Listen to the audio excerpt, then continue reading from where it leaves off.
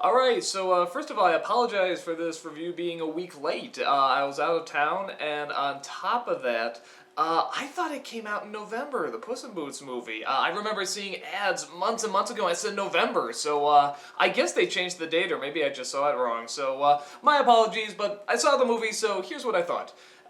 This is Puss in Boots. It's a spin-off of the Shrek movies, and I guess, again, when you talk about a movie that's a sequel or spin-off, you have to say we thought the other ones real fast.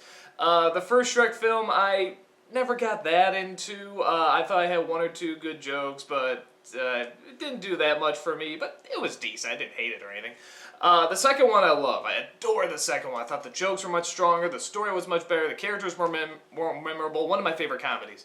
Third one, didn't like, thought it really fell flat, and fourth one, didn't like, but it had a few good moments.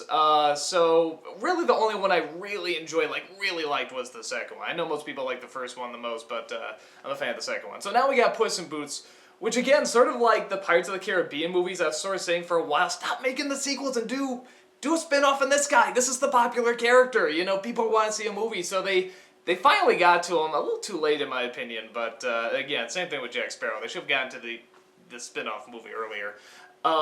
But I digress. This movie, it's probably best just to go in order of what the movie does. Not necessarily what happens in the plot, but what the movie does. The first 10, 20 minutes is straight up comedy. It's like the Shrek films, you know, just joke, joke, joke, and they're good, and they're very funny. If you're a cat person, you're gonna love this movie, because there are a ton of cats, especially in the first 20 minutes. And they're all cute, and they got the big eyes and stuff, so you'll love it. And then after that, we sort of get into this story that involves Zach, I can never say his last name, as Humpty Dumpty. Just look him up, Humpty Dumpty. And we get into this backstory between him and Puss in Boots and how they were friends. And then we get his sidekick, which is like this female cat and stuff, and they're off to look for the beanstalk, or the magic beans to make Jack and the Beanstalk. You know, the Jack the Beanstalk story come to life.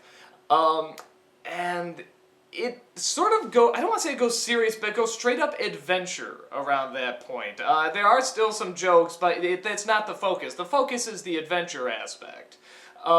It's sort of like the pirate movies in that sense, that they're focusing more at, like, the jokes are there, but it's more, you know, knock 'em, sock 'em, all that stuff, swinging on ropes, all that stuff.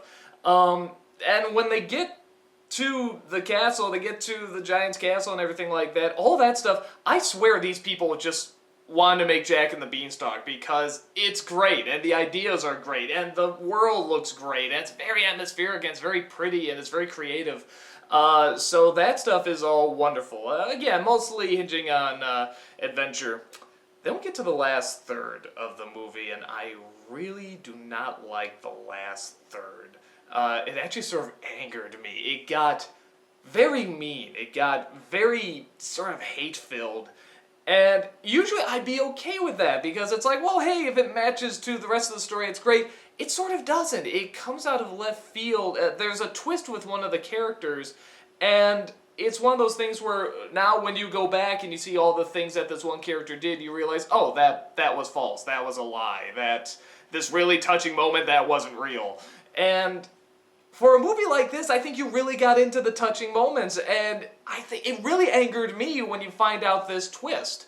But then on top of that, after that twist, there's sort of another twist where the character goes back to the way that character was before, and that seemed out of nowhere. And everything having to do with this twist, I really didn't like. And from that point on, it gets too serious, in my opinion. I think the climax doesn't make a whole lot of sense.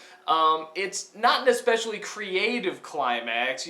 They're sort of building up this monster that you're gonna see, and when you see it, it's cute, but it's not a big laugh. Like the Stay Puft Marshmallow Man in Ghostbusters, that's a big laugh, and they build it up, and it really delivers. You know, and you get the feeling they're trying to do something like that. I didn't feel it really paid off. I didn't think it was strong enough. And then it sort of ends, it sort of stops, possible sequel, maybe, who knows. And yeah, that's roughly about it. So on the whole, it's hard to say whether or not, I guess I liked it, because I liked the first two-thirds. But it's one of those things where when you get to the last third, it's like, oh, but that was nothing. That meant nothing. You're not. It's all, baloney. And that's really frustrating. And I think that's going to be frustrating to a lot of people. So that's really bothersome. But I am glad I saw it. They got some good. The CG is good. I did see it in 3D, and it's good 3D. They don't do too many of this, but it still is enough that you're impressed by it. It's very bright, it's very colorful. There's a lot of stuff kids will enjoy. There's a lot of dancing sequences that are very creative, and like I said, there's a lot of, the actual Beanstalk world is very, very creative and very nice to look at. I would like to have seen a giant. They said, they get in there, it's like, oh boy, we better watch out for the giant, and it's like, no, didn't you read the story? He's dead, dude. I'm like, that's no fun. Think about what you could have done with the giant. That would have been so much fun. But whatever. I mean, that's nitpicking. So on the whole, I guess I enjoyed it. If you like Puss in Boots, if you like the Shrek movies, you'll probably like it. If you're looking for a straight-up comedy, you're not going to get that much. Like I said, the first 20 minutes you'll get some, and then just bits and pieces here and there. But it's mostly an adventure film. That's very important to keep in mind. So, yeah, I'm trying to think if there's anything else. It's hard to say whether or not you like it, depending on if you like the other Shrek movies and stuff. If you like Puss in Boots, if you go, oh, every time you see him, you're going to love this fine, and you're going to feel sorry for him when the bad stuff happens. You get to see him as a kitten, so of course, everyone's going to go, oh, all that stuff. If you're looking for a really, really good comedy, just fantastic writing, probably won't get too much of it here. If you're looking for a good adventure film, it's decent.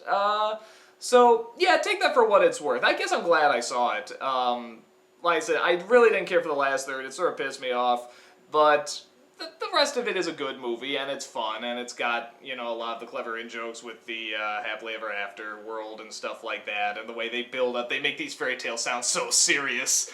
Have you heard of the magic beans? Do not joke about magic beans! I'd search all my life for magic beans. I mean, they do a lot of that in the first 20 minutes, so I guess it's okay. It's decent in my opinion. I'm glad I saw it, and hopefully you can sort of get from this review whether or not you'd enjoy it too. If you're really looking for just the laughs or just the adventure, or you don't mind if there's a twist in there that might change the way you look at everything else.